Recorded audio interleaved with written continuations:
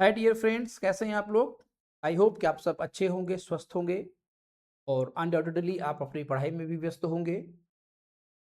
आज मैं आपके सामने एक ऐसा चैप्टर लेके आया हूँ, एक कैसे चैप्टर का एक ऐसा टॉपिक लेके आया हूँ जो बहुत ही सिग्निफिकेंट हमारे लिए है। हमारी बॉडी का जो ऑस्मोरेगुलेटरी मेंटेनेंस होता है या आयनिक एंड पीएच बैलेंस मेंटेनेंस करने के लिए होता है। कुछ केसेस पर अगर एनीमिक कंडीशंस आती हैं तो आरबीसी काउंट बढ़ाने के लिए भी जरूरी कुछ कंपोनेंट पाए, कुछ कंपोनेंट्स कह सकते हैं हमारे बॉडी में ऑर्गन्स पाए जाते हैं जो कुछ ऐसे केमिकल का प्रोडक्शन करें कि उनसे आरबीसी काउंट को बढ़ाया जा सकता हो। तो एक ऐसा सिस्टम है जो हमारी बॉडी में ओवरऑल होम्योस्टेसिस मेंटेन करने में बहुत सिग्निफिकेंट रोल प्ले करता है। और वो जो सिस्टम है वो है ह्यूमन का excretory system in case of human being. Human body में जो body fluid osmolarity, body fluid का पीएच एंड आयनिक बैलेंस हो गया, या फिर वहां पर कुछ कंडीशंस में जैसे बताया कि अगर एनीमिक हो जाता है तो उसमें उस सिस्टम में एक ऑर्गन जैसे किडनी होती है, किडनी से कुछ हार्मोन निकलते हैं जो कि एरिथ्रोपोइटिन के नाम से जाना जाता है और आगे चल करके आरबीसी प्रोडक्शन में सपोर्ट करता है, मतलब हीमोपोएटिक एक्टिविटी को बढ़ाने का काम करता है। तो ये जो सिस्टम है बहुत सिग्निफिकेंट सिस्टम है। और उसके साथ साथ और अगर बात करें तो जो बॉडी में अनवांटेड वेस्ट का प्रोडक्शन हुआ है as a result of metabolic activities like urea वगैरह जो बने हुए हैं उनका एलिमिनेशन करने के लिए बहुत जरूरी है, कह सकते हैं हमारा सिस्टम काम करता है। तो आज हम ह्यूमन के एक्सक्रीटरी सिस्टम को ही डिटेल में पढ़ने वाले हैं। बस मन लगा के पढ़िए। पूरी कोशिश मेरी यही रहेगी कि आज के इस टॉपिक में भी जब आप पढ़ करके अपने इस टॉपिक को खत्म करेंगे तो आपको कोई डाउट नहीं मिलेगा। और अगर डाउट है तो जैसा मैं हमेशा बोलता हूं कि प्लीज आप कमेंट बॉक्स में जरूर लिख करके भेजिए कि किस जगह पर, किस पॉइंट ऑफ टाइम पर या किस जगह पर आपको यहाँ पर डाउट्स आए हुए हैं या आपको कुछ समझ में चीज नहीं आई हुई है। तो हम फिर उसको एक बार दोबारा से भी डिस्कस करने की कोशिश करेंगे। ठीक है, बात करते हैं ह्यूमन के एक्सक्रीटरी सिस्टम की। तो जो ह्यूमन का एक्सक्रीटरी सिस्टम होता है दोस्तों, human excretory system is a kind of excretory system जहां पर हम देखते हैं कि there is a major excretory organs are one pair kidney. यहां पर हम देखते हैं कि वन पेयर एक किडनी पाई जाती है।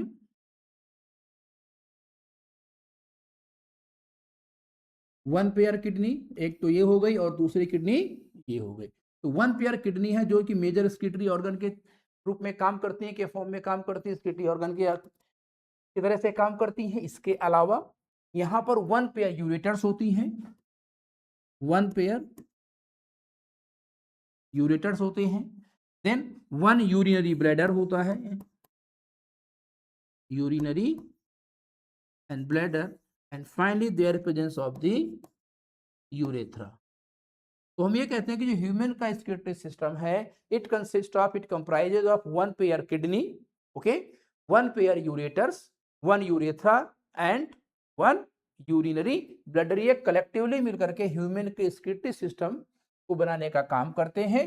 तो कुछ यहाँ पर पॉइंट्स मैंने यहाँ पर मेंशन किए हुए हैं कि human excretory system consist of a pair of kidney, मतलब वन पेयर किडनी हो गया, अ पेयर ऑफ यूरेटर्स हो गई, यूरिनरी ब्लैडर एंड यूरेथ्रा, इतने स्ट्रक्चर्स हो गए। किडनी के अगर हम उस कलर की बात करते हैं तो जो किडनी का कलर होता है रेडिश ब्राउन कलर का होता है।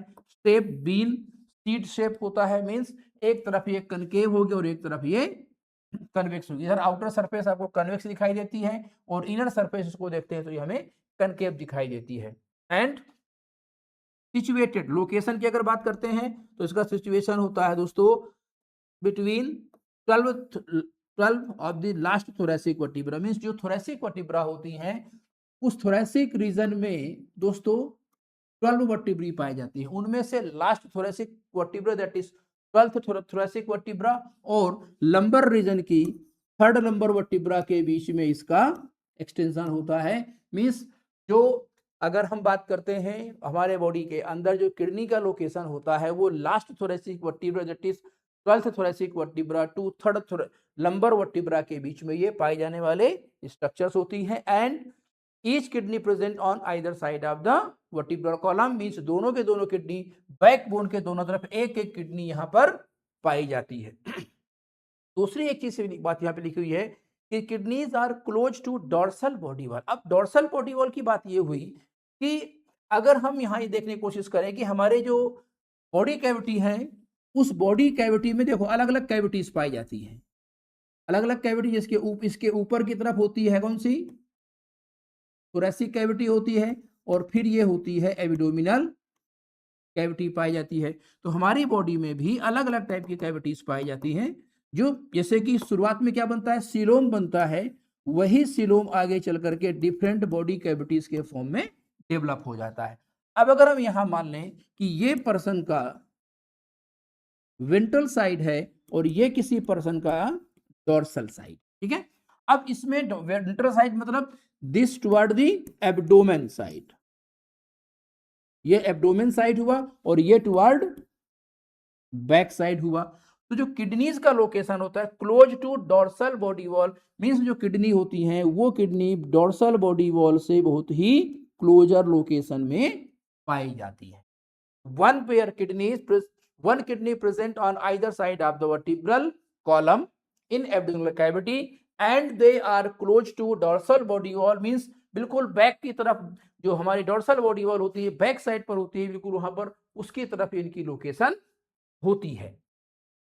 अब डोर्सल बॉडी वॉल के बिल्कुल क्लोजर कंडीशन में पाई जाती है। तो जब डोर्सल बॉडी वॉल की क्लोजर कंडीशन में है तो डेफिनेटली यहां पर कुछ हमें और चीज समझने की जरूरत है।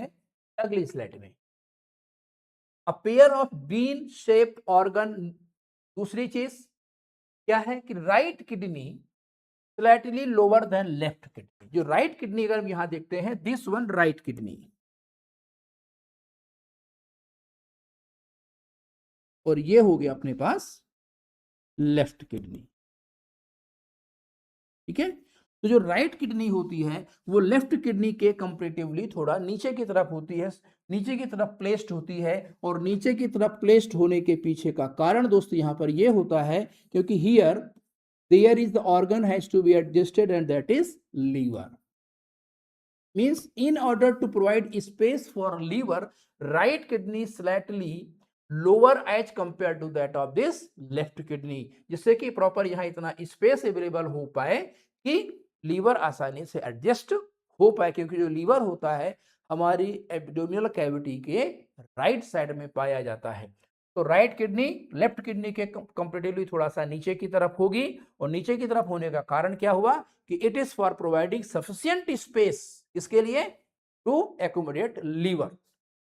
दूसरी चीज लोकेशन, मैंने पहले को समझा दिया कि जो लोकेशन होता है वो लास्ट थोरैसिक वर्टिब्रा और थर्ड लंबर वर्टिब्रा के बीच में इसकी लोकेशन पाई जाती है। एंड वर्ड यूज किया गया है किडनीज आर रेट्रोपेरिटोनियल, जहां पिछली स्लाइड में लिखा था कि kidneys are closer to dorsal body wall, यहां पर वर्ड एक और यूज कर दिया गया है रेट्रोपेरिटोनियल। ध्यान दीजिए कि ये मान लेते हैं कि अपने पास this one is abdominal cavity है, डन। तो यहां पर ये इसका वेंट्रल साइड है, ओके, और यहां पर ये इसका डोर्सल साइड है। और दोस्तों एक चीज क्या होता है, हमारी इस कैविटी के अंदर, हमारे इस एब्डोमिनल कैविटी के अंदर यहां पर a thin sheet of squamous epithelium पाई जाती है। और वो जो thin sheet of squamous epithelium होती है, हम इसी को बोलते हैं क्या, पेरिटोनियम बोलते हैं। This is said to be peritoneum बोला जाता है। और मोस्ट ऑफ ऑर्गन, जैसे कि हम बात करें यहां पर किसकी, स्टोमक की बात करें, या फिर हम और इस वाले इंटेस्टाइन की बात करें, तो ये जितने भी ऑर्गन होते हैं इनमें पेरिटोनियम आप देख रहे हैं कि डोर्सल साइड में भी प्रेजेंट है और वेंट्रल साइड में प्रेजेंट है। इधर की तरफ भी पेरिटोनियम है और इसके बैक साइड की तरफ भी पेरिटोनियम यहां पर है। लेकिन किडनी के केस में कुछ अलग कहानी है। सबसे पहले हम जरा वर्ड को समझते हैं, रेट्रोपेरिटोनियल। रेट्रो मीन्स होता है बिहाइंड, मींस जो किडनी का लोकेशन होगा वो पेरिटोनियम के पीछे होगा। लाइक अब अगर मैं इसको थोड़ा सा चेंज करना पड़ेगा मुझे, इस पेरिटोनियल लाइन को, और लाइनिंग को हम जब चेंज करेंगे तो कैसा होगा, ऐसा बनाना पड़ेगा इसे हमें, और यहां पर हम ड्रॉ कर सकते हैं क्या, किडनी। इस तरीके से हम यहां पर ये किडनी ड्रॉ कर सकते हैं। तो किडनीज आर रेट्रोपेरिटोनियल। अब देखिए जो पेरिटोनियल लाइनिंग है वो कहां पर आ गई, ये आ चुकी है। तो जो किडनी है वो पेरिटोनियम के पीछे की तरफ चली गई and close to dorsal body wall. अब दूसरी चीज, अगर हमारी बॉडी का ये वेंट्रल साइड है और ये डोर्सल साइड है, जैसे मैं इस समय ऐसी पोजीशन पे खड़ा हूं तो ये मेरा डोर्सल साइड है और ये वेंट्रल साइड है। किडनी की लोकेशन क्या है? Close to dorsal body wall है, पेरिटोनियम उसके आगे की तरफ आ गई। तो अब यहां पर पूछा जाए कि जो पेरिटोनियम है वो किडनी के डोर्सल साइड में प्रेजेंट है या वेंट्रल साइड में प्रेजेंट है, तो as for the diagram showing over here कि जो किडनी का लोकेशन, किडनी में जो पेरिटोनियम की कवरिंग होती है वो केवल वेंट्रल साइड की तरफ होती है। दैट मीन जो peritoneum lies only on the ventral side of the kidney but not on the dorsal side of the kidney, while many other organs present in abdominal cavity covered by peritoneum both from dorsal side as well as from ventral side.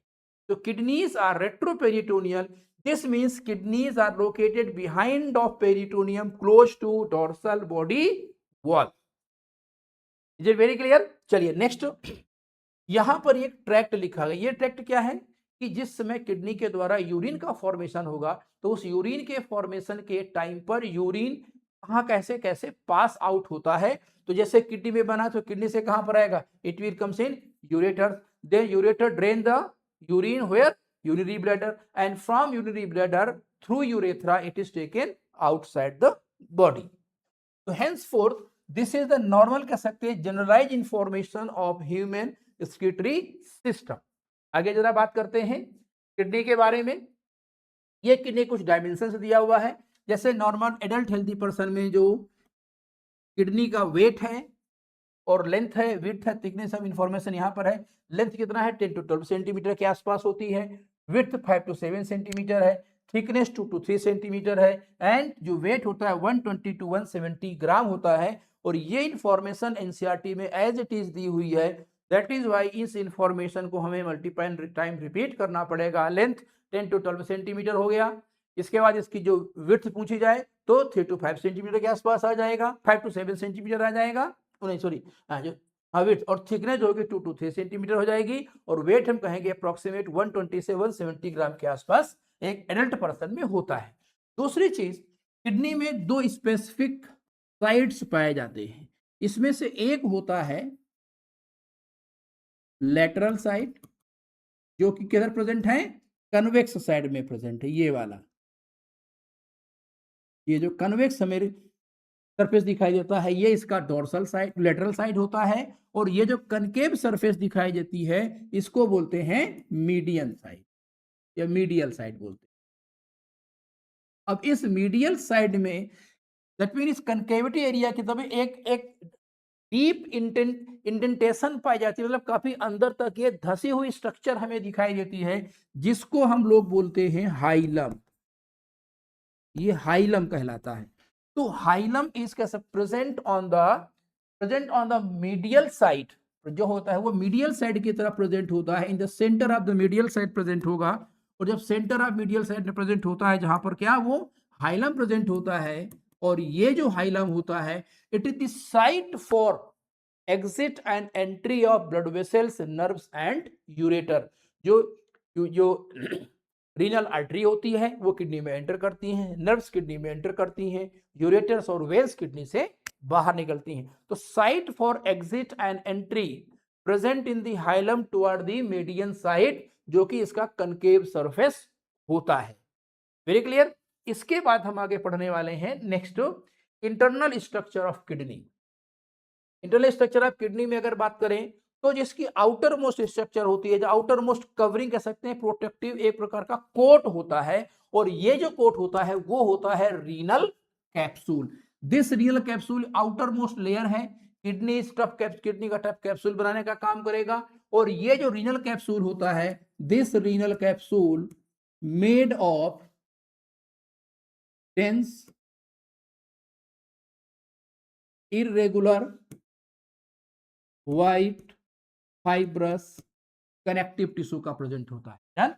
तो renal capsule is made up of dense white fibrous irregular connective tissue and ये एक tough sheet के form में present होगा। और ये basically kidney को, renal जो कैप्सूल होता है, दिस रीनल कैप्सूल क्या प्रोवाइड करता है किडनी को? Mechanical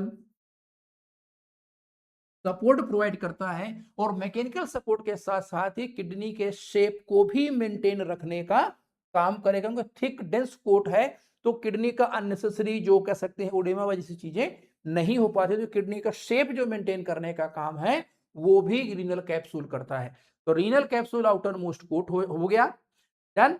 And it is made up of white fibrous connective tissue and it is for purpose of providing mechanical support mainly.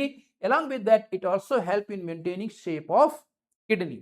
अब हम inner to renal capsule चलते हैं। तो inner to renal capsule there are two distinct zones inside the kidney and these two distinct zones में से outer zone होता है हमारा cortex या renal cortex का जोन पाया जाता है और inner जो जोन होता है वो मेडुला का रीजन होता है।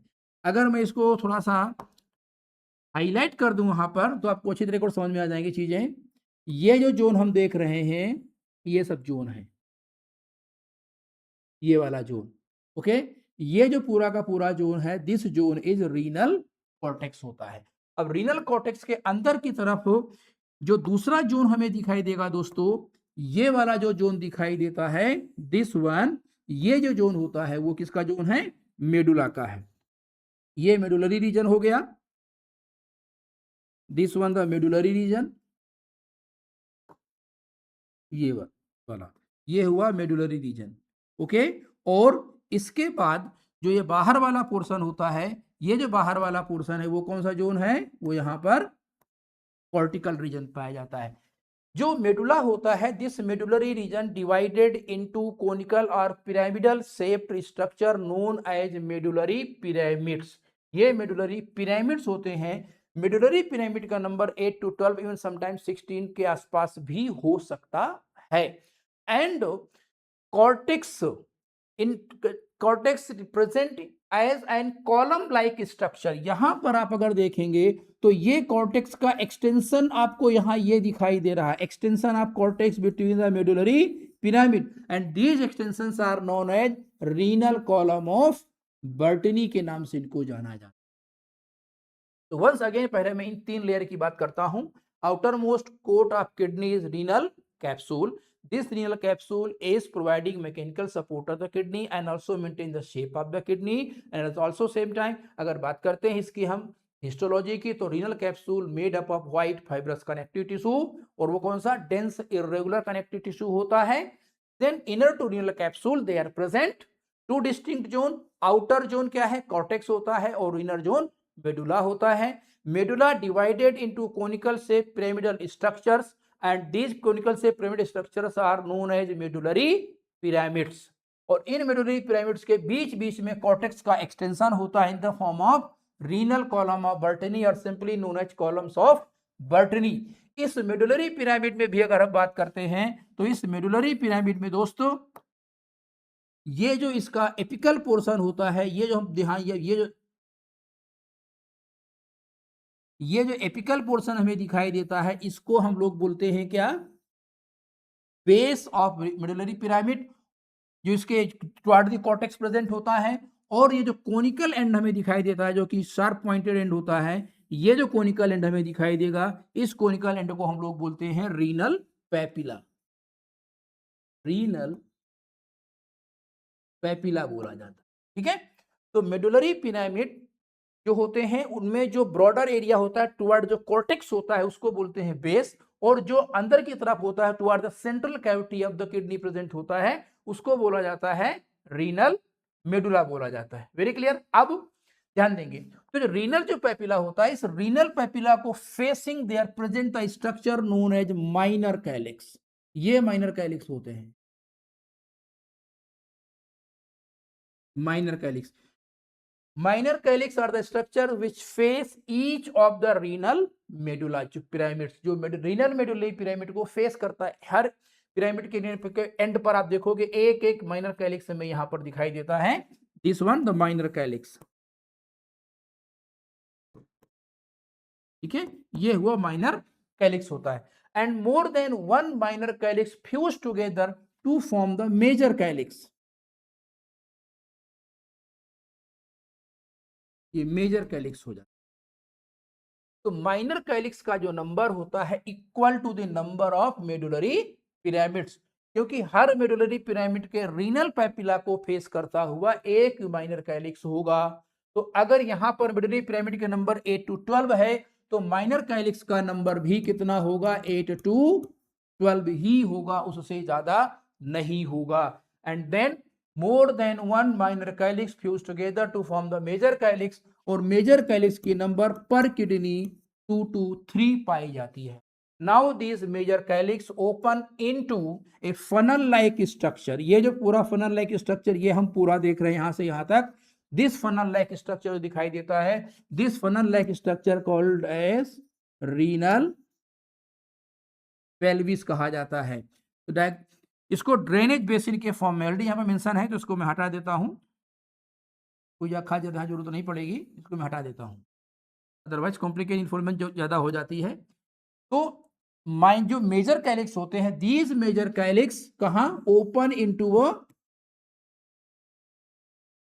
ड्रेनेज बेसिन में खुलते हैं। मींस जितने भी मेजर कैलिक्स होंगे इस किडनी के वो एक फनल लाइक स्ट्रक्चर में खुलते हैं, and this funnel like structure is called as renal pelvis, and from the renal pelvis there is a commencement और there is a beginning of ureters. ये होती है क्या, ये यूरेटर हो गई, और ये फनल लाइक जो एरिया हो जाता है, ये वाला जो एरिया होता है इसको बोलते हैं रीनल पेल्विस पाए जाते हैं।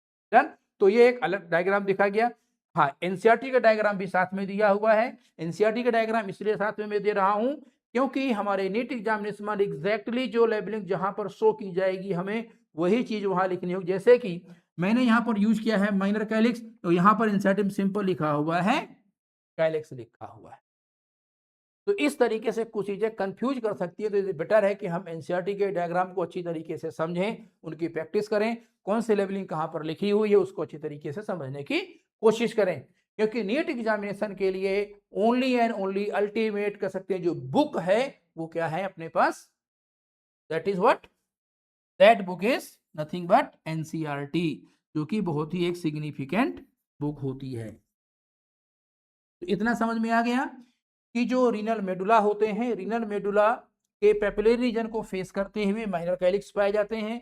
More than one minor calyx fuse to form major calyx, and all major calyx of a single kidney open into renal pelvis which is funnel like structure।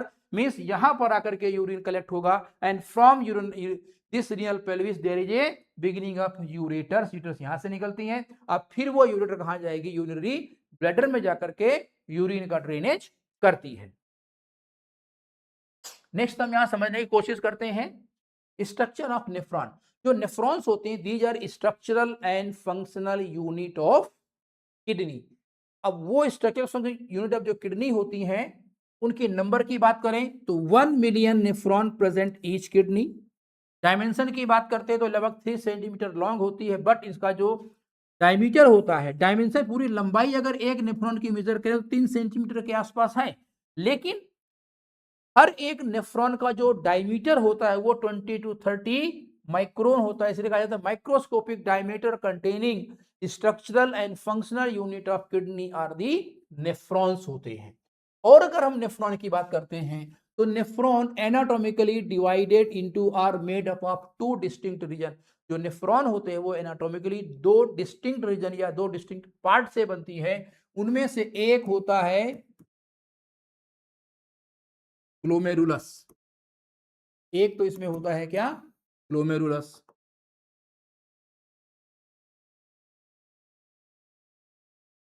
और दूसरी होती है, दूसरा जो पार्ट होता है वो होता है रीनल ट्यूब्यूल पाया जाता है।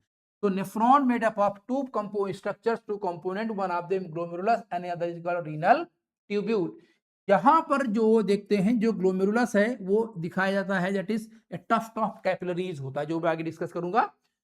इसके बाद इस वोमेन ग्लोमेरुलस से क्या स्टार्ट होता है, यहाँ पर स्टार्ट होती है रीनल ट्यूब्यूल स्टार्ट होती है। जो रीनल ट्यूब्यूल होता है, renal tubule further anatomically made up of distinct region like Bowman capsule, PCT that is proximal convoluted tubule, Henle loop and DCT जो कलेक्टिंग डक्ट होती हैं।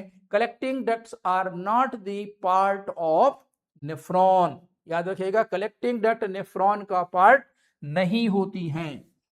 Collecting duct not the part of nephron, nephron का part नहीं है। हाँ, ये जरूर है कि जितने भी जो कह सकते हैं नेफ्रॉन्स होती हैं, उनकी जो कलेक्टिंग, उनकी जो डीसीटी होता है, उनका जो डिस्टल कन्वोल्यूटेड ट्यूब्यूल होता है, वो फाइनली आगे चल करके कलेक्टिंग डक्ट में ही ओपन होते हैं। डन। तो 1 billion nephron present in each kidney. These are microscopic structure having microscopic diameter.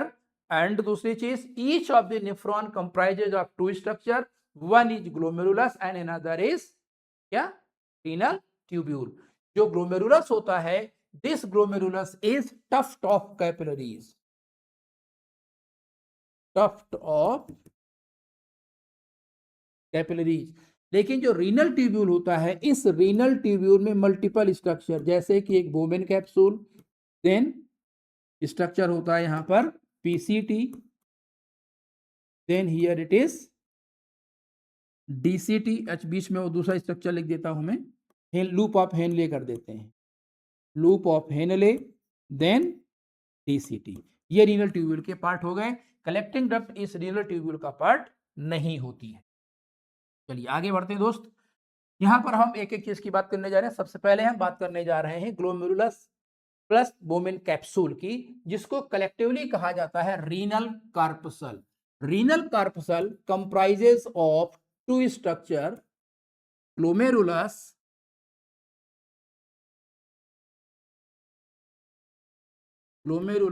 Plus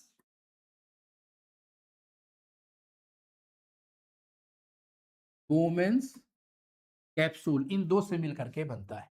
अब बात करते हैं ग्लोमेरुलस की। तो यहां जो ग्लोमेरुलस होता है, it is tuft of capillaries. ये जो पूरा हम स्ट्रक्चर रेडिस यहां पर रिप्रेजेंट दिख रहे हैं, ये पूरा का जो पूरा पोर्शन है, this is glomerulus. It is capillary tuft और tuft of capillaries, and it is the result of successive division of afferent arteriole. Afferent arteriole, the kind of arteriole which brings क्या, oxygenated and urea loaded blood to nephrons. कौन सा blood है ये? Oxygenated blood having urea in it, ये वाला blood यहां पर आता है। अब ये ऑक्सीजनेटेड यूरिया ब्लड आएगा कहां पर?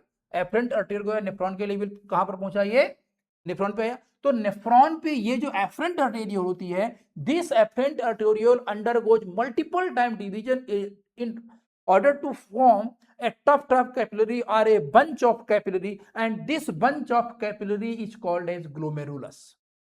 And later on, all the capillaries fuse together to form the efferent arteriole, which takes blood away from the glomerulus. यहां से ब्लड बाहर निकलेगा और यहां से ब्लड इंटर करेगा। अब एक चीज समझिए, अगर हम नॉर्मल अपने सर्कुलेटरी सिस्टम की बात करते हैं, तो नॉर्मल सर्कुलेटरी सिस्टम ने यही पढ़ा है कि व्हेन कैपिलरीज फ्यूज टुगेदर तो they result in the formation of venules. But यहां क्या बनता हुआ दिखाई दे रहा है? आर्टेरियोल। जबकि आर्टेरियोल वो स्ट्रक्चर्स होती हैं जो आर्टरी से बनती हैं, आर्टेरियोल, आर्टेरियोल से capillary, then capillary fuse together to form the venule. तो अगर ये कैपिलरी लेवल पर आया चीज है, तो कैपिलरी के बाद यहां पर वेन्यूल होनी चाहिए, ना कि आर्टेरियोल होना चाहिए।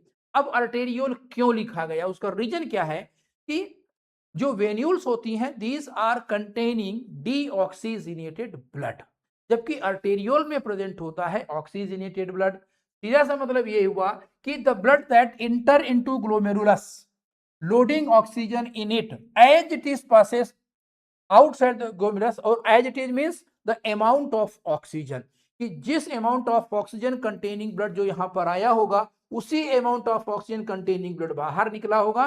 मीन्स जो पार्शियल प्रेशर ऑफ ऑक्सीजन, मान लीजिए यहां पर हम बात करें कि पार्शियल प्रेशर ऑफ ऑक्सीजन हमने मान लिया कितना है, वैल्यू x है, तो जो एफरेंट आर्टेरियोल से ब्लड निकलेगा, यहां के लेवल पर भी partial pressure of oxygen x ही मिलेगा। means there is no exchange of gas at the level of glomerulus. Glomerulus में केवल ब्लड का फिल्ट्रेशन होता है, एक्सचेंज ऑफ गैस नहीं होता है। और that is why oxygen content in blood coming into glomerulus and going out of glomerulus remains the same, बशर्ते जो एफरेंट आर्टेरियोल है इसका डायमीटर कम ज्यादा होता है और इफरेंट आर्टेरियोल का डायमीटर कम होता है। मींस ये वाइडर है और ये नैरोवर होती है। अब इसके वाइड और नैरो होने का बहुत बड़ा सिग्निफिकेंट है जो हम next topic that is called as urine formation में पढ़ने वाले। Very clear. अब ये जो वोमेन जो ग्लोमेरुलस होता है, this glomerulus remain surrounded by, ये जो ग्लोमेरुलस आप यहां पर देख रहे हैं, this glomerulus remain surrounded by somewhat U shape और cup like structure and this cup like structure is called as Bowman's capsule. ये Bowman's capsule, Bowman's capsule the double walled cup shaped proximal end of the nephron. Means ये, अब देखो ये कहां से शुरू हो रहा है। अगर हम बोमेन कैप्सूल की बिगिनिंग देखते हैं तो बोमेन कैप्सूल की बिगिनिंग यहां से हो रही है। ये बोमेन कैप्सूल की बिगिनिंग यहां से हो रही है, इस तरीके से पूरा का पूरा ये इस तरीके से यहां है। तो it is cup like structure and double walled structure है। अब इस डबल वॉल्ड स्ट्रक्चर की बात करते हैं तो यहां पर दो लेयर होती हैं। कौन सी? एक तो विसरल और एक पैराइटल, जिसका डिटेल हम नेक्स्ट स्लाइड में पढ़ने वाले हैं। हाँ, ये दूसरी चीज है कि अगर हम यहां पर देखें हिस्टोलॉजिकल एनालिसिस की बात करें कि जो ग्लोमेरुलस है और ये जो बोमेन कैप्सूल है, इन दोनों के लेवल पर कौन सा टिश्यू पाया जाता है दोस्तों? तो इन दोनों के लेवल पर सिंपल स्क्वेमस एपिथेलियम प्रेजेंट होता है पूरे के पूरे ग्लोमेरुलस और बोमेन कैप्सूल में। अब बोमेन कैप्सूल की चाहे इनर वॉल हो या फिर वो outer wall means parietal layer हो या वो विसरल लेयर हो, उन दोनों में भी क्या मिलेगा हमें? सिंपल स्क्वेमस एपिथेलियम मिलेगा।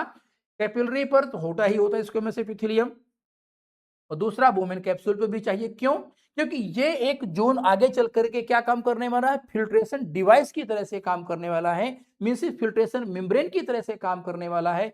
मींस जब यहां पर ब्लड आएगा तो उसमें जो वेस्टेज है उसको फिल्टर करना पड़ेगा। तो फिल्ट्रेशन मेम्ब्रेन का फॉर्मेशन कौन सा टिश्यू करता है? वो स्क्वेमस एपिथेलियम करता है।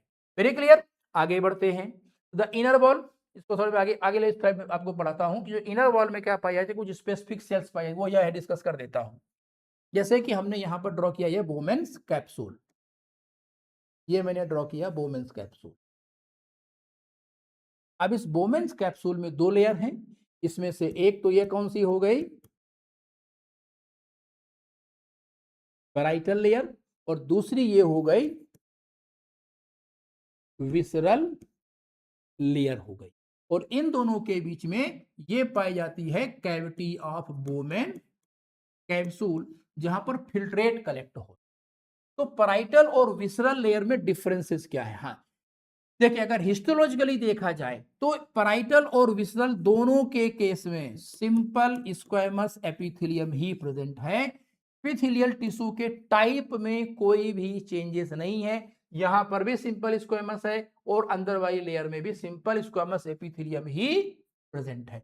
बट जो विसरल लेयर होती है, इस विसरल लेयर के लेवल पर जो फ्लैट सेल्स होती हैं, these flat cells are having some specific finger like और toes like structures, finger like या टो लाइक स्ट्रक्चर्स पाए जाते हैं। और उन फिंगर लाइक और टो लाइक स्ट्रक्चर जो कंटेनिंग सेल्स होती हैं, उन सेल्स को हम लोग बोलते हैं क्या? Specific cells known as podocyte. ये पोडोसाइट होती है, पोडोसाइट। डन। तो visceral layer of Bowman capsule is having specific type of modified cells, those are known as podocytes, as they are having tiny toes like structures and between them they are present the space to which we called filtration slit। इसको filtration slit बोला जाता है, जिससे के through filtrate आगे pass on होने वाला होगा। इतना क्लियर हो गया? Bowman capsule double walled structure है, पैराइटल और विसरल लेयर है। पैराइटल और विसरल दोनों की दोनों लेयर में सिंपल स्क्वेमस एपिथेलियम पाया जाता है और इस सिंपल स्क्वेमस एपिथेलियम में जो विसरल लेयर होती है, उस विसरल लेयर की सेल्स में पोडोसाइट्स पाई जाती हैं।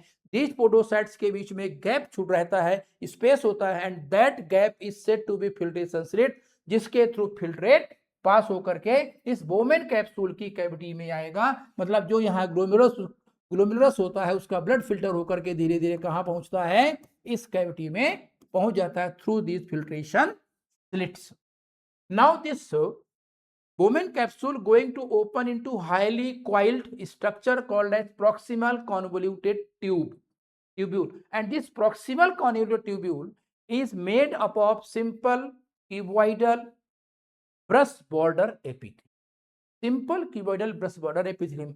अगर हम नेफ्रॉन की फिजियोलॉजी के रेफरेंस को थोड़ा यहाँ ऐड ऑन करने की कोशिश करें दोस्तों, तो नेफ्रॉन में क्या होता है कि ये जो रीनल कार्पसल है, मतलब ग्लोमेरुलस और बोमेन कैप्सूल का काम क्या था, ब्लड को फिल्टर करना था।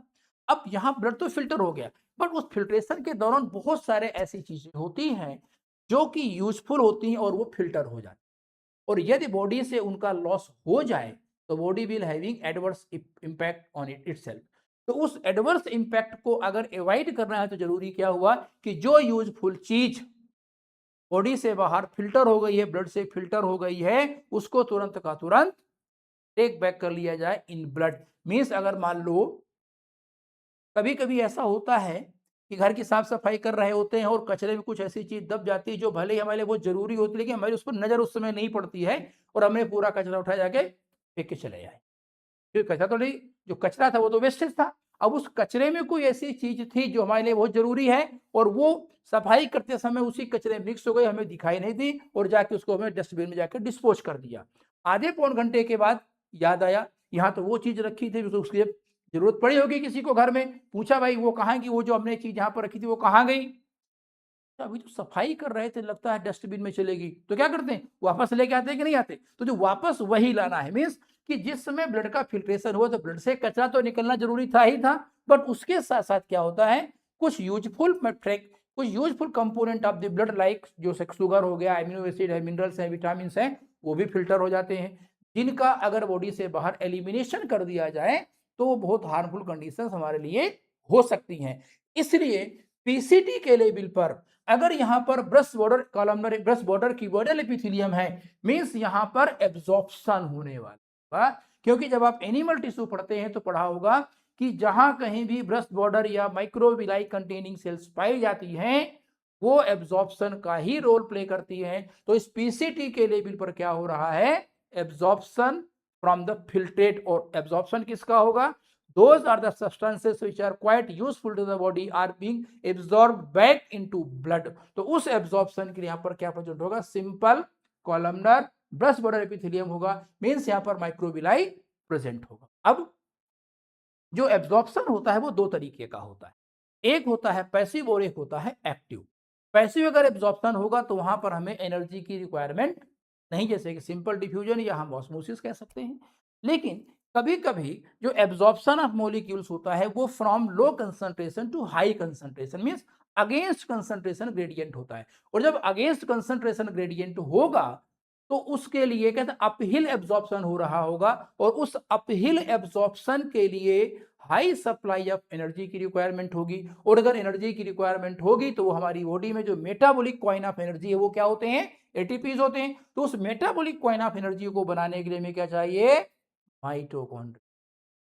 तो यहां देख रहे होंगे कि ये जो पीसीटी की सेल्स होती हैं they have high number of mitochondria in them, high number of mitochondria यहां पर ये हमें दिखाई देते हैं,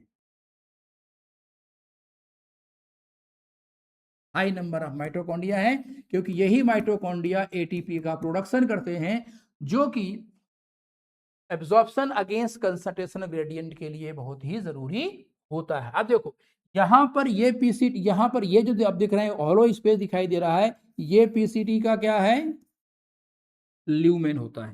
this is the PCT lumen, ये ल्यूमेन है, और यहां पर ये पीसीटी की सेल्स हो गई, और यहां पर ये क्या प्रेजेंट है, ये ब्लड कैपिलरी है, ये ब्लड कैपिलरी है। तो जिस समय फिल्ट्रेशन प्रोसेस हुई होगी तो फिल्ट्रेट कहाँ जाएगा, इस ल्यूमेन में ही तो होगा। जो फिल्ट्रेट होगा वो ल्यूमेन में प्रेजेंट होगा। अब इस फिल्ट्रेट में जो चीज यूजफुल है उसको कहाँ लाना है, ब्लड तक लाना है। अब अगर बाई चांस मान लो सिंपल सी चीज है कि मैं सोडियम आयन की बात करूं, तो सोडियम आयन क्या होता है, फिल्ट्रेट में ज्यादा होता है। सोडियम आयन फिल्ट्रेट के लेवल पर ज्यादा है, लेकिन सोडियम आयन इन सेल के लेवल पर कम मिलेगा। ठीक है, तो यहां पर तो खैर एक होता है फैसिलिटेटेड ट्रांसपोर्ट, लेकिन अब यहां पर क्या भरा होता है इस जगह पर, ये सेल और ये जो ब्लड कैपिलरी इसके बीच में ये क्या भरा होता है, इंटरस्टिशियल फ्लूइड होता है। और इस इंटरस्टिशियल फ्लूइड में सोडियम का जो कंसंट्रेशन होता है वो सेल के कंपैरेटिवली बहुत ज्यादा है। ठीक है, देखिए यहां पर जो ट्रांसपोर्ट है वो तो फैसिलिटेटेड सिंपल टाइप का फैसिलिटेट होता है, लेकिन जब सोडियम सेल के अंदर आ गया तो सेल के अंदर जो सोडियम प्रेजेंट है, वो सेल के अंदर का जो सोडियम होता है वो उसका कंसंट्रेशन या ionic concentration of sodium inside the cells of the PCT is much lesser compare to the sodium concentration in the क्या इंटरस्टिशियल फ्लूइड। तो अब यहां पर कंडीशन क्या है, यहां कम है और यहां पर ज्यादा है, तो अगेंस्ट कंसंट्रेशन ग्रेडियंट होगा नहीं होगा, तो इसलिए यहां पर अब एटीपी की जरूरत पड़ेगी। और that is why in cells में माइटोकॉन्ड्रिया की नंबर बहुत ही ज्यादा पाई जाती है। Very clear. चलिए, brush border massively increase the surface area, क्योंकि यहां पर माइक्रोबिलाई होंगे तो नेचुरली वहां पर क्या होगा, सरफेस एरिया बढ़ेगा। वेसोलेटरल माइटोकॉन्ड्रिया प्रोवाइड इंटेंस एनर्जी। हाँ, अब यहां पर क्या है, अभी अगर आपने एनिमल टिश्यू में ध्यान दिया होगा तो जो सेल्स होती हैं उन सेल्स में खास करके क्यूबॉइडल सेल और कॉलमनर सेल्स में दो क्या बनते हैं, जोन होते हैं, दो पोल्स होते हैं। जैसे कि यहां पर अगर हम मान लेते हैं कि here we have the basement membrane, ये बेसमेंट मेम्ब्रेन है और इसके ऊपर क्या लोकेशन है, इसके ऊपर ये सेल्स पाई जाती हैं जिनमें माइक्रोबिलाई प्रेजेंट है, और यहां इनका हो गया ये न्यूक्लियस। तो इसके लेवल पर इसमें क्या होंगे, दो जोन बनते हैं, दो पोल बनते हैं, इसको बोलते हैं क्या, एपिकल पोल या एपिकल साइड बोलते हैं। और टुवर्ड बेस मेम्ब्रेन ये जो जोन बना इधर वाले को बोलते हैं बेसोलेटरल सरफेस है, बेसोलेटरल साइड, बेसोलेटरल साइड होती है,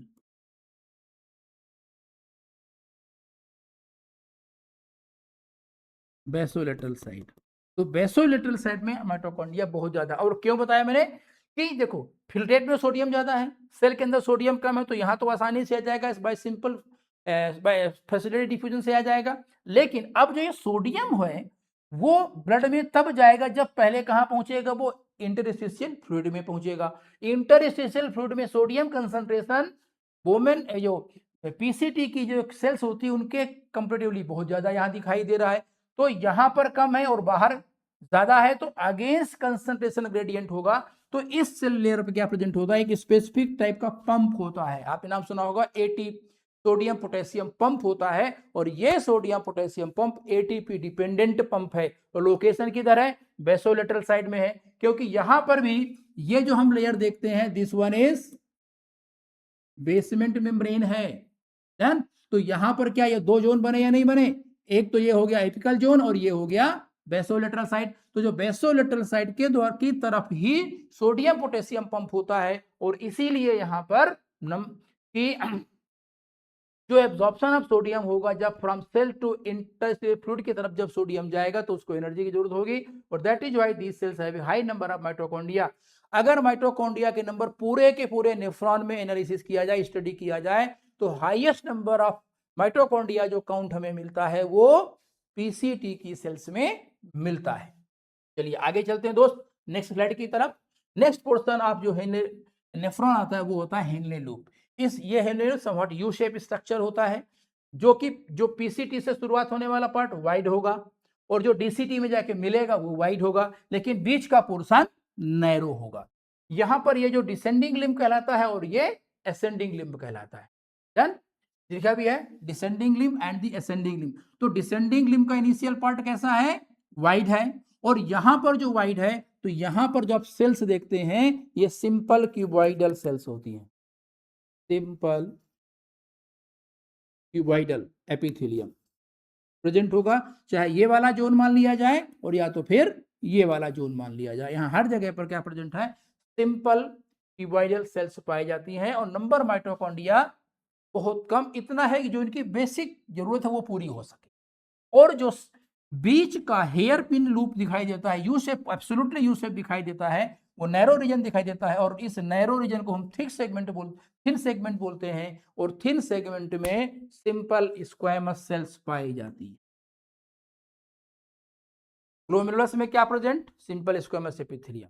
वुमेन कैप्सूल में क्या present, simple squamous epithelium. PCT में क्या present, simple cuboidal present. Wider part of Henle loop में क्या प्रेजेंट, सिंपल क्यूबॉइडल। और हेनले लूप के हेयर पिन रीजन पे क्या प्रेजेंट, लोअर मोस्ट रीजन पर या थिन सेगमेंट में क्या present, simple squamous epithelium present. आप देखते जाइए वन बाय वन, अब एक चीज फाइनली ऐसी नजर आएगी, जहां क्या लिखेगा कि पूरा का पूरा जो नेफ्रॉन है वो किसका बना है, सिंपल एपिथेलियम का बना है। अब वो सिंपल एपिथेलियम का बना है मींस वो सिंपल एपिथेलियम अलग अलग जगह पर अलग टाइप का है, कहीं पर क्यूबॉइडल है तो कहीं पर वो फिर squamous type. Done. Distal tubule, अब जो क्या होता है कि ये बोमेन कैप्सूल अपने पास है, बोमेन कैप्सूल से क्या स्टार्ट होती है, पीसीटी स्टार्ट हुई एंड देन पीसीटी से आगे क्या बनेगा, हेनले लूप बनेगा, लूप ऑफ हेनले बनेगा और लूप ऑफ हेनले आगे चल के कहाँ जाएगा, वो बनाएगा डीसीटी बनाएगा, ये बन गया डीसीटी, डिस्टल कन्वोल्यूटेड ट्यूब्यूल बन जाती है, ये डीसीटी होती। ओके दोस्त, तो जो डीसीटी है कहते हैं टर्मिनल पार्ट ऑफ नेफ्रॉन होता है और इस डीसीटी में भी सिंपल क्यूबॉइडल एपिथेलियम भी ही पाया जाता है। यहां पर भी सीक्रेशन और एब्जॉर्प्शन एक्टिविटीज होती हैं और फाइनली ये जो डीसीटीज होती हैं आगे चल करके straight tubule that is collecting tubule में ओपन हो जाती है। तो कन्वर्जेंस पाथवे क्या है, तो DCT open to straight tubule collecting duct. अब इसके बाद के जो डीसीटी है ये कहां ओपन हो जाती है, this open into a straight tubule known as collecting duct।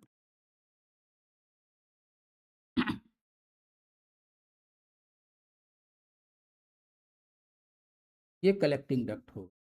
Done. अब मल्टीपल जो कलेक्टिंग डक्ट होती हैं इनका अगर लोकेशन देखा जाए तो वो प्रेजेंट होती है कहां पर, जितने भी कलेक्टिंग डक्ट है वो सब होते हैं मेडुलरी पिरामिड में पाई जाती हैं। Then after all collecting duct collectively fuse to form the duct of Bellini and duct of Bellini present होती है हमारे रीनल पेपिला के रीजन पर and then after which further renal pelvis, जहां से स्टार्ट होता है यूरेटर। यहां पर अगर नेफ्रॉन की लोकेशन की हम बात करते हैं तो नेफ्रॉन के जो पार्ट हैं वो किडनी के दो अलग अलग जोन में हैं। जैसा हमने पहले पढ़ा कि किडनी में दो डिस्टिंक्ट जोन पाए जाते हैं, इनर टू रीनल कैप्सूल। तो इनर टू रीनल कैप्सूल जो किडनी में दो डिस्टिंक्ट जोन है उसमें क्या, एक होता है रीजन ऑफ कॉर्टेक्स होता है और एक होता है रीजन ऑफ मेड्यूला पाया जाता है। तो कॉर्टेक्स के रीजन में नेफ्रॉन के कौन कौन से पार्ट हैं, तो कॉर्टेक्स के रीजन में क्या प्रेजेंट है, glomerulus, Bowman capsule, PCT and DCT. इस कॉर्टेक्स रीजन में प्रेजेंट है ग्लोमेरुलस प्लस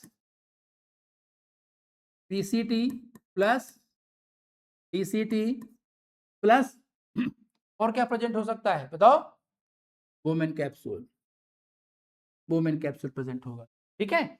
और जो मेडुला वाला पोर्शन देखते हैं इस मेडुलरी रीजन में हमें क्या मिलता है, ये हेनले लूप मिलता है और कलेक्टिंग डक्ट। मेडुला के रीजन पे मिलेंगे हमें दो चीजें इन दिस मेडुलरी रीजन, एक तो मिलता है क्या, लूप ऑफ हेनले और प्लस कलेक्टिंग डक्ट मिलता। तो नेफ्रॉन के कौन कौन से स्ट्रक्चर किडनी के किस किस जोन में पाए जाते हैं ये भी हमें याद होने चाहिए। डन दोस्तों, चलिए हम लोग अब बढ़ते हैं अगली स्लाइड की तरफ। किडनी के लेवल पर दो टाइप के नेफ्रॉन्स होते हैं और दो टाइप के नेफ्रॉन्स में कुछ नेफ्रॉन्स होते हैं कॉर्टिकल और कुछ होते हैं एक्स्ट्रा मेडुलरी नेफ्रॉन। देखिए हमारी बॉडी में जो यूरिन का प्रोडक्शन है उसकी जो कह सकते हैं ऑस्मोलरिटी है, उसका हाइपोटोनिक होना है या हाइपरटोनिक होना है, वो बेसिकली डिपेंड करता है वाटर अवेलेबिलिटी। जब हमें वाटर बहुत से सफिशिएंट क्वांटिटी का टाइम एंड अगेन मिल रहा होता है तो जनरली उस समय डाइल्यूटेड यूरिन प्रोड्यूस होता है। डन।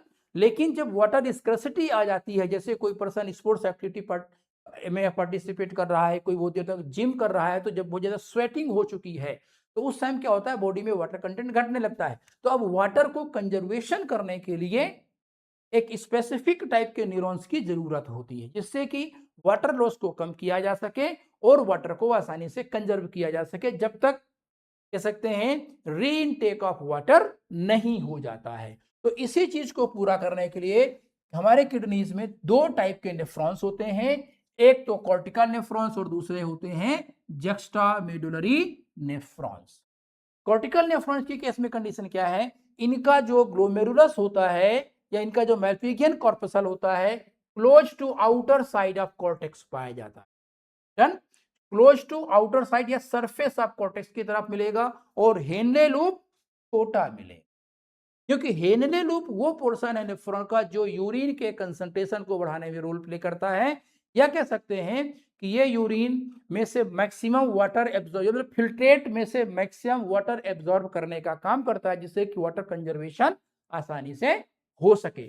तो cortical nephrons the kind of nephrons in which the glomerulus are, जो कह सकते हैं वुमेन कैप्सूल एंड ग्लोमेरुलस, या कह सकते हैं Malpighian corpuscle locate surface toward the outer side of the cortex होता है, हेनले लूप साइड में छोटा होता है, एंड इनमें एक स्पेसिफिक ब्लड वेसल होती है that runs parallel to Henle loop, that is called vasa recta, वो एब्सेंट मिलती है।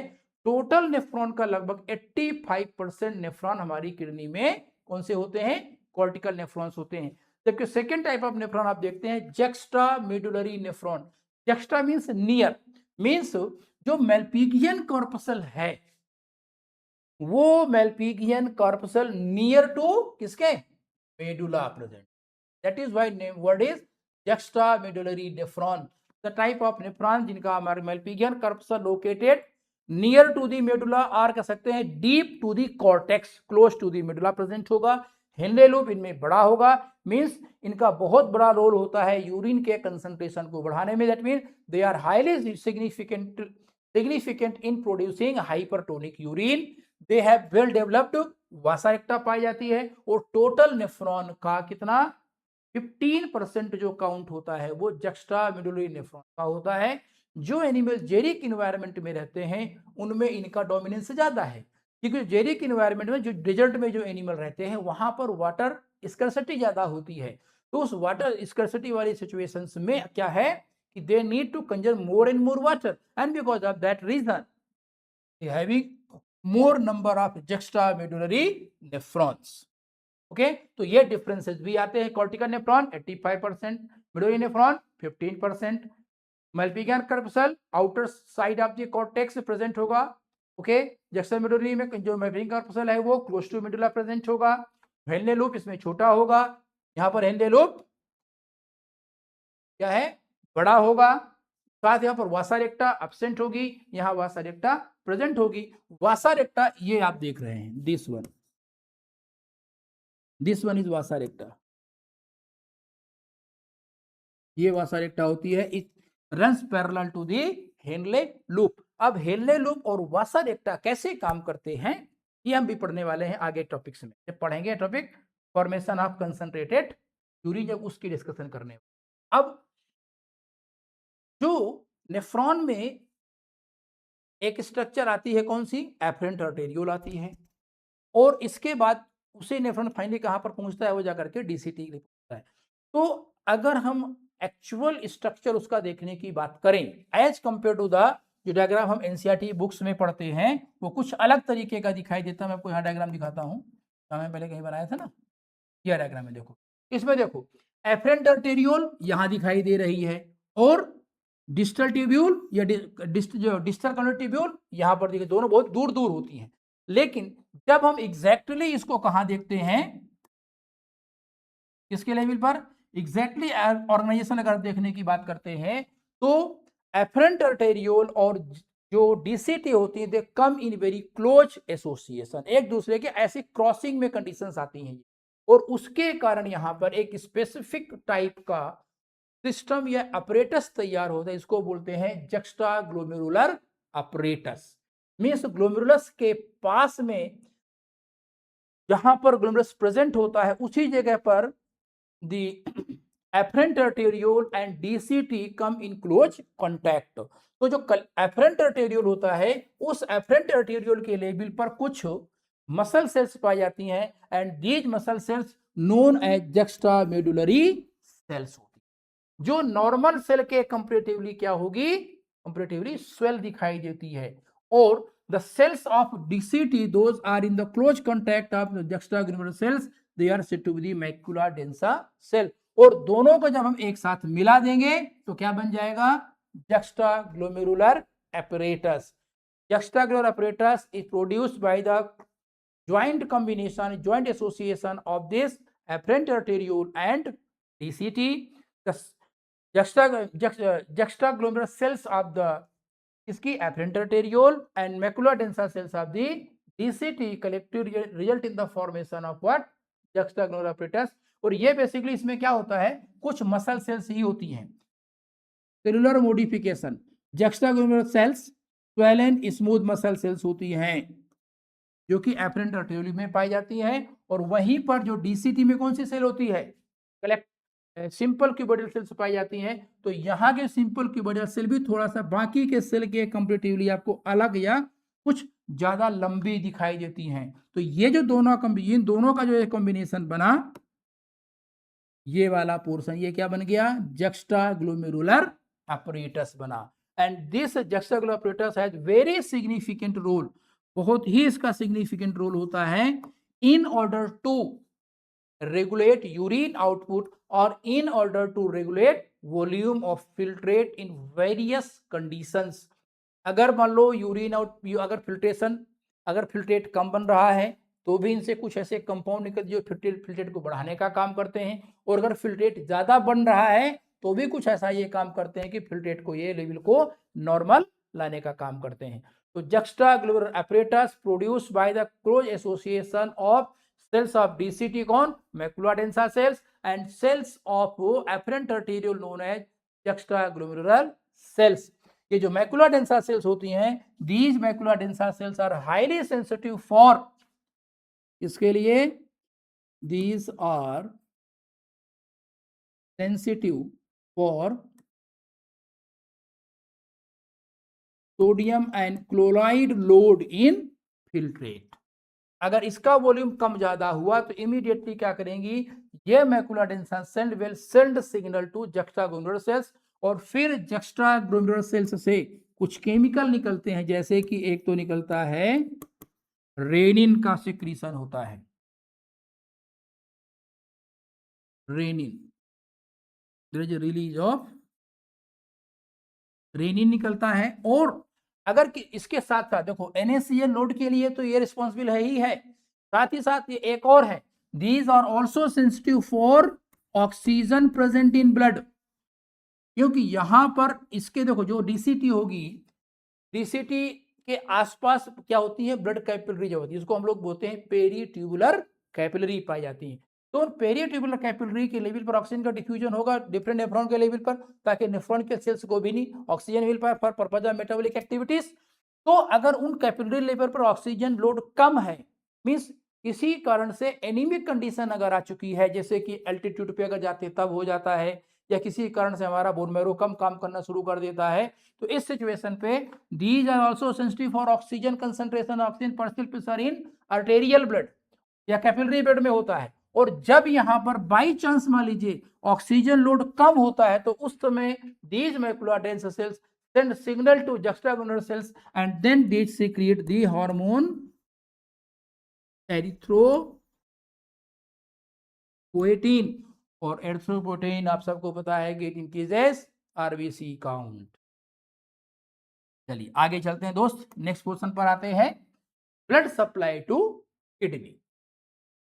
डोर्सल एओर्टा की ब्रांच बनी, रीनल आर्टरी से बनी afferent arteriole, then glomerular capillary, glomerular से कैपिलरी टेप्ट बन गया एफरेंट आर्टेरियोल।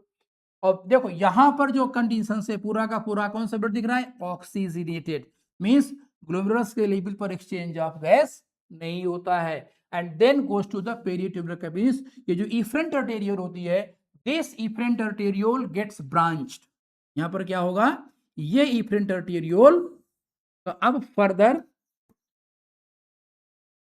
ब्रांचिंग होगा और उस ब्रांचिंग के रिजल्टेंट कैपिलरीज बनेंगी and these capillaries remain coiled around entire part of nephron. So since the capillaries are coiled around the nephron, so word is peritubular capillary. और उन्हीं में से एक कैपिलरी ऐसी होती है जो हेनले लूप के क्या चलती है, पैरेलल चलती है, जिसको हम लोग बोलते हैं वासा रेक्टा। अब यहां पर देखो कि ब्लड का कलर आपको चेंज होता दिखाई दिया, मीन्स पेरिट्यूबुलर कैपिलरी बनने के बाद एक्सचेंज ऑफ गैस होगा and now blood become deoxygenated. अब यहां से क्या निकलेगी, वेन्यूज बनेगी, देन रीनल वेन बनेगी, renal vein drain blood to inferior vena cava which further takes blood to the right atrium. तो ये ब्लड सप्लाई की बात हो गई। Next anatomical pathway of urine. Urine कैसे कैसे पैसेज होता है, तो नेफ्रॉन में बना, अब नेफ्रॉन से कहां जाएगा, अब नेफ्रॉन में क्या देखो, ग्लोमेरुलस हो गया, देन वुमेन कैप्सूल हुआ था, देन मेल्पिगियन कार्पसल, मेल्पिगियन कार्प, इसमें नेफ्रॉन के केवल अकेले थे, इसके बाद यहां पर कितने स्ट्रक्चर आ गए, मेल्पिगियन कार्पसल आ गया, देन आफ्टर पीसीटी, डीसीटी, बीच में हेनले लूप आया and then collecting duct, duct of Bellini, renal papilla, renal calyx, renal pelvis, ureters, urinary bladder and urethra, finally urine body से बाहर एलिमिनेट हो जाता है। तो urine passes from the pelvis region to the ureter, both the ureters open through separate oblique opening into the urinary bladder. The oblique of these openings prevent the backflow of urine. Good. शायद देखते हैं diagram आगे दिया हो तो मैं समझाने की कोशिश करता हूं। चलो समझा देता हूं इसे कुछ। यहाँ पर देखिए दोस्तों, यहाँ पर क्या कंडीशन है कि ये जो यूरेटर्स होती हैं, these ureters collect urine from where, renal pelvis and drain it to urinary bladder. ये यूरिनरी ब्लैडर की क्या है, कैविटी है जहां पर यूरिन की फिलिंग होती है। यूरिन की फिलिंग इस रीजन में पाई जाती है, इस कैविटी रीजन में। लेकिन ureters are bringing urine from renal pelvis, और इन यूरेटर्स के लेवल पर दोस्तों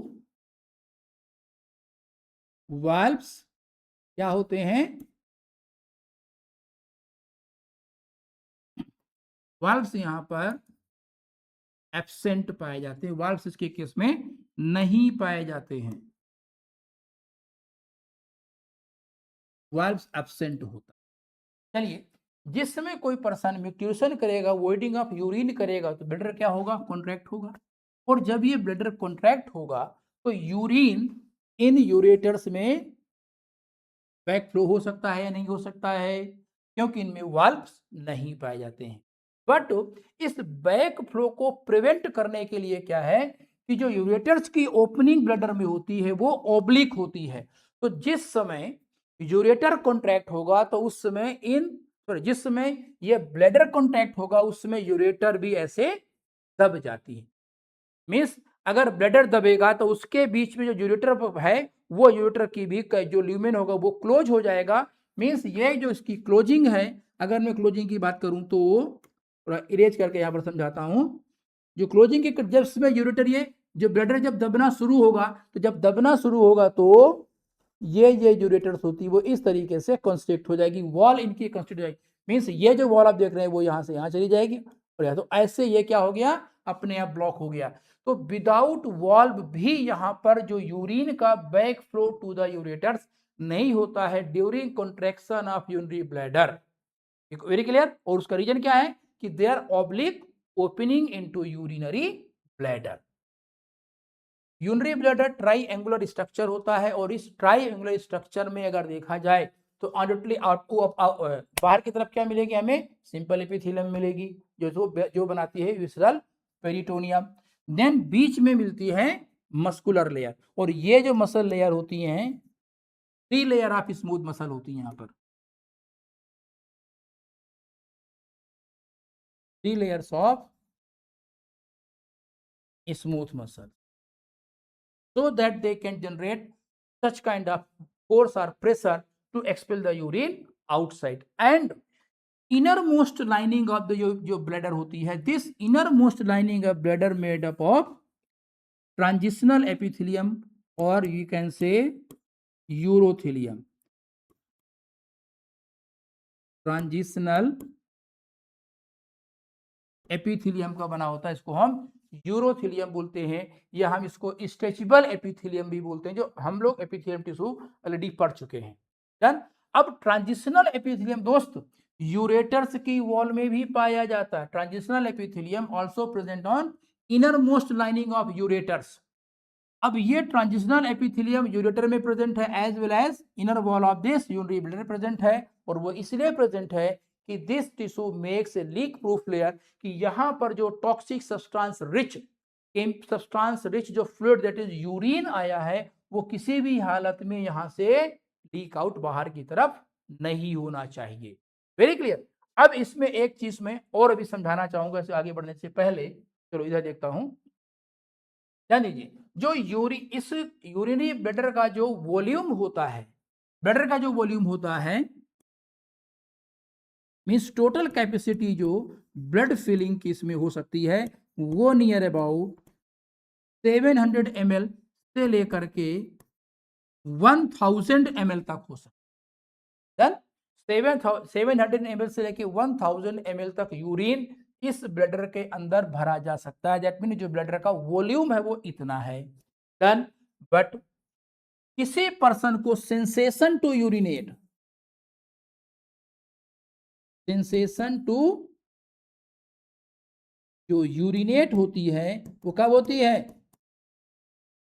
250 ml ऑफ यूरिन फिलिंग पर होती है। जब ब्लडर के अंदर 250 ml के आसपास यूरिन भर जाता है तो पर्सन को सेंसेशन टू यूरिनेट होना शुरू हो जाता है। का कारण क्या है दोस्त? 250 पर क्यों होना जरूरी है? 700 पर क्यों नहीं हो रहा है? जब इतनी कैपेसिटी है 250 पर ही क्यों शुरू हो गया? देखिए, जो यूरिनेशन प्रोसेस है वो ऐसे तो रैंडमली कोई कहीं भी यूरिनेशन करना शुरू कर देगा। एटलीस्ट एक अप्रोप्रिएट प्लेस और टाइम होगा जिसके जहां पर जाके वो यूरिनेशन करेगा। टाइम तो एक बाद एटलीस्ट स्पेस तो अप्रोप्रिएट चाहिए जहाँ के यूरिनेशन करे। अब मान लीजिए कि आप किसी क्लास में बैठे हो और उस क्लास में बैठे बैठे किसी एक आपके दोस्त को यूरिनेशन का सेंसेशन आ गया और उसने टीचर से पूछा, sir may I go for toilet? Teacher ने मना कर दिया। गलती से बाई चांस मान लीजिए कि सेंसेशन ऑफ यूरिनेशन तब होती जब ये ब्लडर पूरा का पूरा भर चुका होता, तो शायद वो बच्चा एक 5 मिनट भी आगे क्लास में नहीं बैठ पाता। लेकिन अगर ऐसा होता है कि मान लीजिए अभी 10-15 मिनट की क्लास बाकी है, तो टीचर बोलता है भाई बेटा क्लास ओवर होने वाली है, आप इस क्लास के बाद में तुरंत चले जाना। Means the child is still able to hold urination till next 10 to 15 minute. Even sometime people can hold it up to hours. खैर ऐसा करना नहीं चाहिए, क्योंकि ऐसा करने से हमारा जो किडनी सिस्टम है वहां पर कह सकते हैं कि अनवांटेड इंपैक्ट आना शुरू होते हैं, मसल्स डैमेज होना शुरू हो जाती हैं, पूरा पूरा सिस्टम भी खराब हो सकता है। ये टाइम है कि नहीं करना चाहिए। Very good. बट अगर बाई चांस मान लीजिए 700 ml के आसपास ये सेंसेशन जनरेट होती, या मान लो फुल वॉल्यूम यूरिन भर चुका है और अब जन सेंसेशन जनरेट हो, और इस केस पर पर्सन को क्या करेगा? इमीडिएट यूरिनेशन करना पड़ेगा। और जबकि ह्यूमन के केस में ऐसी चीजें नहीं होती। सेंसेशन 250 पर आई। अब अगर 250 वॉल्यूम या 250 ml यूरिन भरने के बावजूद भी, सेंसेशन आने के बावजूद भी पर्सन को अप्रोप्रिएट प्लेस अवेलेबल नहीं है कि वो यूरिनेशन कर पाए, तो वो उस अप्रोप्रिएट प्लेस की सर्च करेगा और सर्च करते करते उसमें यूरिनेशन को उसमें होल्ड करने की क्षमता है। क्यों? क्योंकि अभी इस ब्लैडर की कंप्लीट फिलिंग नहीं हुई है। डन दोस्त। दूसरी चीज ये, इसके बाद ये जो ब्लैडर होता है, this bladder open into urethra. Urethra में दो टाइप के इंस्फिंक्टर्स होते हैं, इंटरनल और एक्सटर्नल या आउटर। जो इनर या इंटरनल इंस्फिंक्टर होता है वो इनवॉलंटरी होता है, मतलब ये स्मूथ मसल का बना होता है। जो इनवॉलंटरी इंस्फिंक्टर होता है वो स्मूथ मसल का बना है। This one made of smooth muscles. जबकि जो बाहर वाला इंस्फिंक्टर होता है वो होता है वॉलंटरी, और वॉलंटरी हमारी बॉडी में केवल एक ही मसल है, और वो कौन सी है? वो स्केलेटल मसल है। Skeletal muscle. ठीक दोस्तों। तो there are two type of sphincters, one toward inner side and one toward outer side. तो जो इनर साइड में है वो इंटरनल है, दैट इज इनवॉलंटरी होगा, वो स्मूथ मसल का बना होगा, और जो एक्सटर्नल स्फिंक्टर होगा वो क्या होगा, स्केलेटल मसल का बना होता है। जिस समय यूरिन की फीलिंग चल रही होती है तो उस समय ब्लैडर क्या होगा, रिलैक्स होगा और स्फिंक्टर कॉन्ट्रैक्टेड रहेंगे। The time when urine feeling is continue in the bladder, at that time this bladder is relaxed. Why? The sphincters are contracted. But जैसे जैसे यूरिन भरना शुरू हुआ तो यूरिन भरने से क्या होगा कि इस ब्लैडर की वॉल में स्ट्रेचिंग आना शुरू होगी, और इस ब्लैडर की वॉल में प्रेजेंट होते हैं certain type of receptors known as stretch receptors पाए जाते हैं। और ये जो स्ट्रेच रिसेप्टर्स होते हैं, इन स्ट्रेच रिसेप्टर से सिग्नल जनरेट होगा, वो कहां जाएगा, सेंट्रल नर्वस सिस्टम में, और फिर सेंट्रल नर्वस सिस्टम से सिग्नल कहां पर आएगा, इसी ब्लैडर और स्फिंक्टर से आएगा। तो signal coming from central nervous system bring about contraction of bladder and relaxation of sphincter, and finally urine goes outside. Very clear? तो रेगुलर फिलिंग ऑफ ब्लैडर से उसकी वॉल में स्ट्रेचिंग होती है, and this stretching result in the production of sensory impulse which is brought to the central nervous system. और खास कर अगर मैं बात करूं यहाँ पर स्पाइनल कॉर्ड का जो सैक्रल रीजन होता है वहां पर जाता है, तो साथ ही हमारे ब्रेन के पोर्शन पर जो होता है हमारा वॉलंटरी एक्टिविटी कंट्रोल करता है। क्यों? क्योंकि जो म्यूटिशन एक्टिविटी है वो एक प्रकार का वॉलंटरी रिफ्लेक्स है, मीन्स ये सेंसेशन जनरेट हुई वो अपने आप हुई, लेकिन in order to hold the urination हमारा वो वॉलंटरी एक्टिविटी है, तो इसलिए म्यूटिशन को हम लोग वॉलंटरी रिफ्लेक्स एक्शन के कैटेगरी में भी रखते हैं। खैर वो एक अलग डिस्कशन है। ध्यान देते हैं कि as soon as the bladder wall start stretching, the stretch receptors in the wall of bladder get activated, and they send signal to the central nervous system. Then central nervous system sends motor signals, and motor signals coming to the bladder, and they bring about two actions: one, contraction of bladder, and relaxation of sphincter, so that urine gradually passes outside of urinary bladder.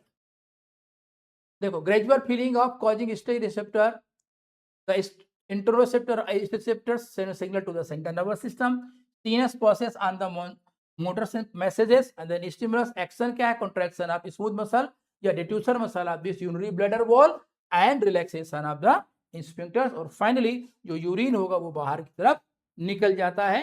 इस overall summary की बात करें तो anatomical physiological take away की बात करें तो kidney की पोजीशन कहाँ पर हम देखते हैं, last thoracic to third lumbar के बीच में बात करते हैं। यहाँ पर फिल्ट्रेशन का काम किया जाता है। फिल्ट्रेशन बैरियर क्या है वो हम अगले सेशन में डिस्कस कर लेंगे।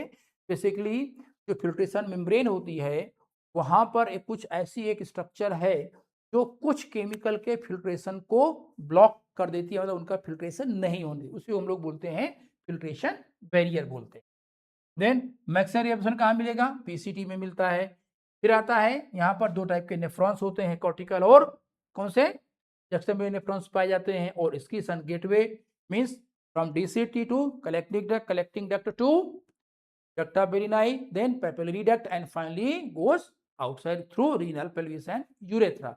एंड इन दिस वे दोस्तों human skeletal system and structure of nephron is completed. Please keep learning and please do subscribe my channel, share with your friends. Thank you so much दोस्तों, God bless you all.